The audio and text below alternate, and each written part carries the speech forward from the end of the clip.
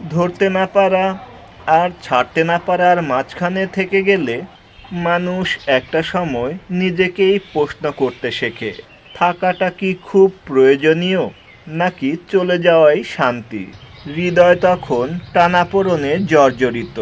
হৃদয় চায় বাঁচতে, কিন্তু বুঝে ওঠে না কিভাবে। এই মধ্যবর্তী অবস্থানটা বড়ই যন্ত্রণার। একদিকে ভালোবাসা, অন্যদিকে অপূর্ণতা। একদিকে স্মৃতি আর অন্যদিকে অভিমান। তখন মানুষ কারো হাত ধরতে চায় না, আবার ছেড়েও দিতে পারে না। শুধু বোঝে এভাবে চলা যায় না, তবুও হেঁটে যায় নিরুপায় হয়ে।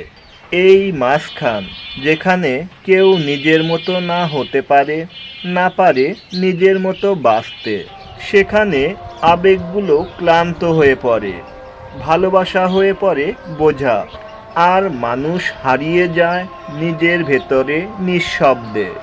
এই পৃথিবীতে সবচেয়ে কষ্টকর জায়গা এই মাঝখানটা।